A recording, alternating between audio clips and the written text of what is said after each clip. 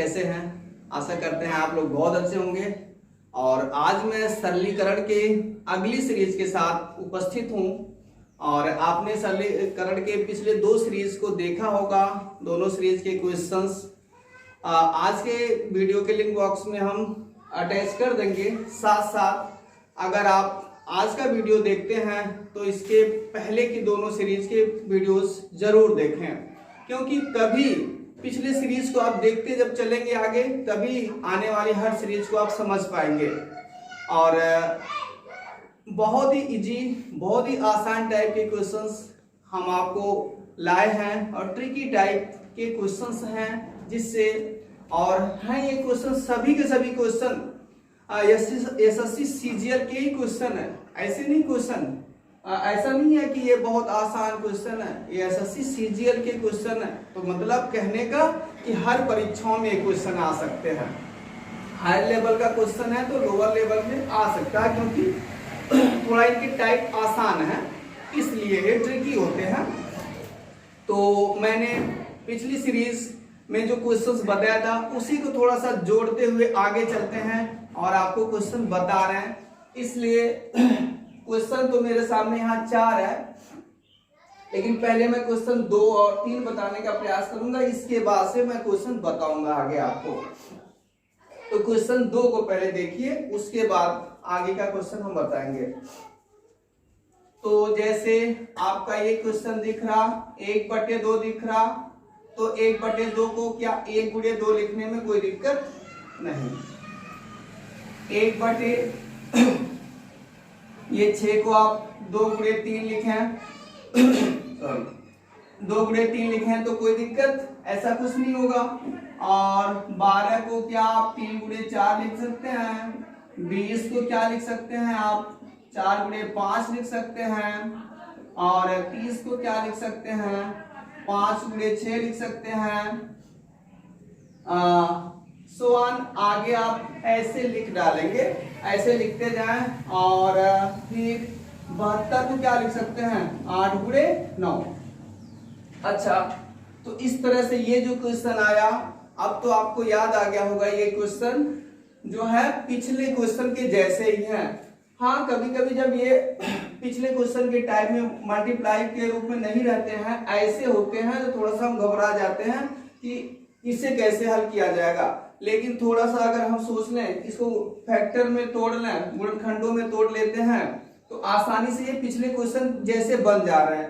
देखिए पिछले क्वेश्चन में हमने यही तो बताया था कि सभी जो फैक्टर होंगे, गुणनखंड होंगे, उनमें इक्वल डिफरेंट होना चाहिए। जैसे इनका अंतर समान है, इनका भी अंतर समान है, इसका भी अंतर समान है, बाकी सभी का अंतर डिफरेंस समान है।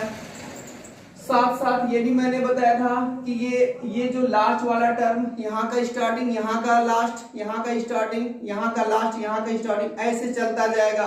तो ये सीरीज जब भी चलती है तो मैंने आपको यही बताया था कि टोटल हम काउंट कर लेते हैं और पहले फैक्टर और लास्ट फैक्टर का मल्टीप्लाई कर देते हैं, वही आंसर बनता। तो कितना जाएगा यहाँ 1 2 3 4 5 6 7 8। देखें आप तो इसका 8 आ जाएगा। और पहला वाला लिखेंगे फैक्टर और सबसे लास्ट वाला लिखेंगे, मतलब ये, और ये 9 लिखेंगे। तो इस तरह से आपका क्या हो जाएगा 8/9 आ जाएगा। हाँ, 8/9 आपका राइट आंसर होगा। यहाँ पे सॉरी, ये ऑप्शन लिखने में मिस्टेक हो गया मुझे। और इस तरह से 8/9 यहाँ से कोई ना कोई ऑप्शन जरूर रहेगा। इस तरह से इसका आंसर 8/9 होगा। ये क्वेश्चन भी देखने में आपको लग रहा होगा अलग, 1/30, 1/42, 1/56, ऐसे समथिंग करके लिखा हुआ। थोड़ा सा सोचिए, इस टाइप के क्वेश्चन को पहले देखिए, उसके बाद से आप तुरंत इनके गुणनखंडों के बारे में सोच लीजिए। थोड़ा इनके डिनोमिनेटर्स के गुणनखंडों के बारे में सोचिए कि क्या फैक्टराइज हो सकते हैं। हाँ, 30, 42 ये तो हो सकता है, और फिर क्रम के अकॉर्डिंग भी हो रहा।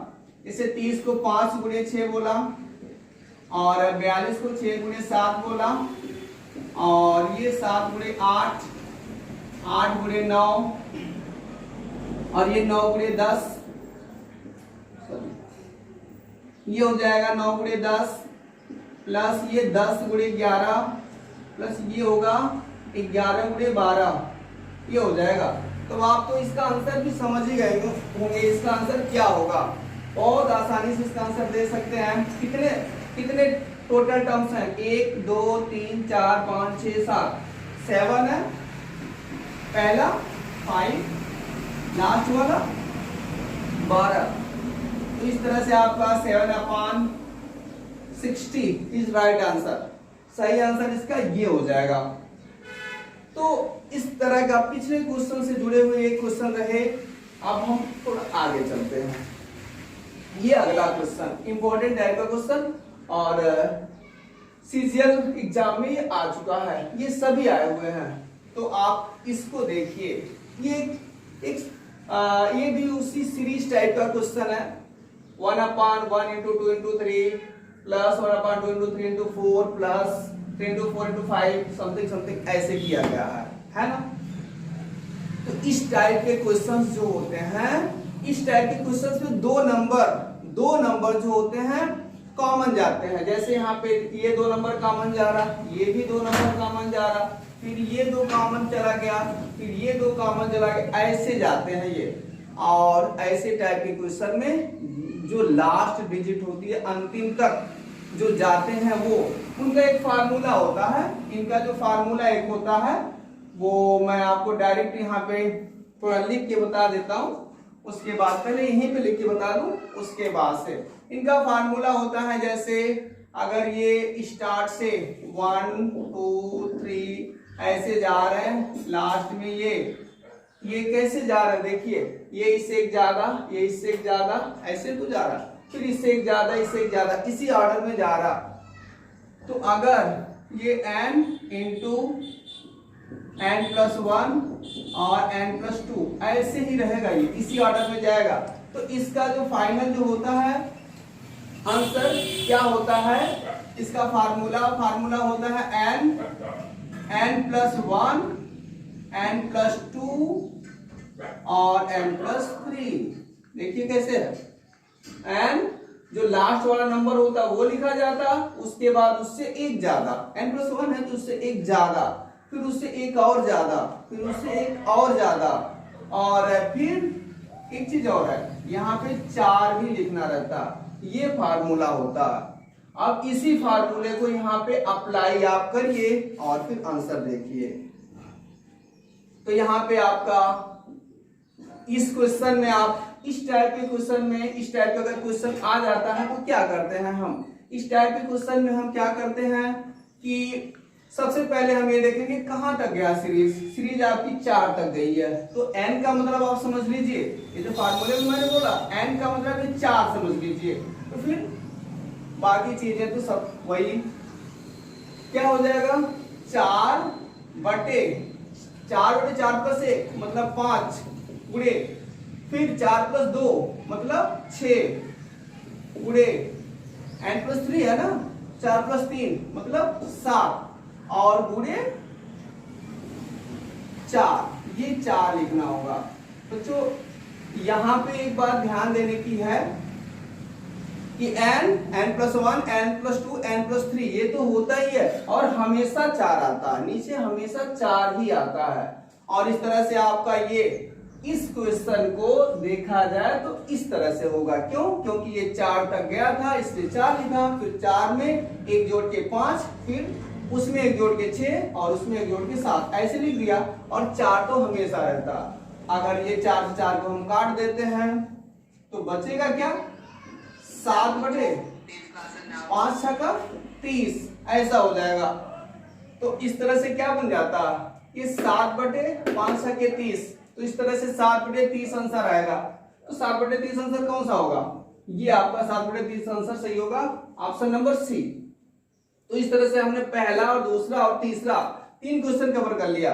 अब ये लास्ट वाला चौथा क्वेश्चन है। इस चौथे क्वेश्चन को देखा जाए तो चौथे क्वेश्चन को देखिए, ये भी अच्छा क्वेश्चन है, एग्जाम के व्यू से बहुत इंपॉर्टेंट क्वेश्चन है।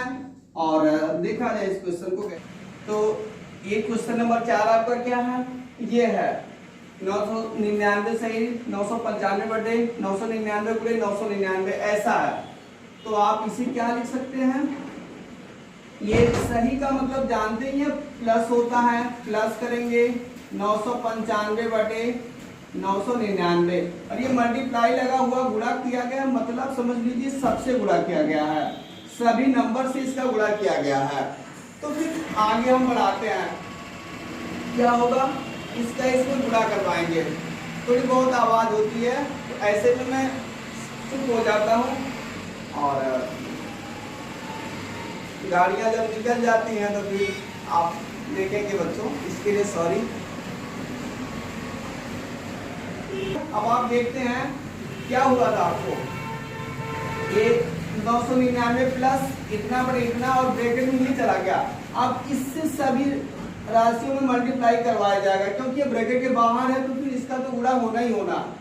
999 गुणे 999 कर दे रहे हैं और प्लस 995 बटे आपका 999 गुणे 999। देखिए समझ में आ रहा ना, इसका इसमें एक बार गुणा किया और इसका इसमें गुणा किया तो ये तो कट गया भाई। अब ये 999 है, 999 चाहे इस 999 को चाहे इस 999 को आप 1000 माइनस 1 लिखें तो क्या दिक्कत है, क्या लिख सकते हैं। और प्लस ये आपका कट गया तो बचा क्या, 995 बचा। अब 999 का 1000 से गुणा करवाएंगे तो 999 के आगे 3 जीरो बढ़ेगा और 999 का 1 से करवा देंगे तो क्या होगा, 999 का नाम 999 और प्लस 995 आपका है। अब ये क्या हुआ, 999 000 माइनस माइनस का वैल्यू ज्यादा है, माइनस 999 और प्लस 995 है, इसलिए माइनस का वैल्यू ज्यादा, इसमें से इसको माइनस करेंगे 999 में से 95 को आपका 4 बचेगा और फिर 99,000 में से 4 को माइनस कर दीजिए, 4 माइनस करेंगे 6 में से 10 में से 4 जाए 6 बचेगा, यहाँ 9 बचेगा, यहाँ भी 9 बचेगा, ठीक, यहाँ 8 बचेगा, यहाँ 9 बचेगा, यहाँ 9, मतलब 99 89 96, इस तरह से ये वाला आपका आंसर सही होगा।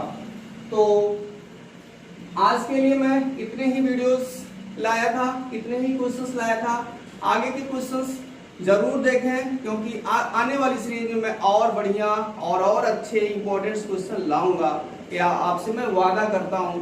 तो चैनल को लाइक कीजिए, सब्सक्राइब कीजिए, धन्यवाद।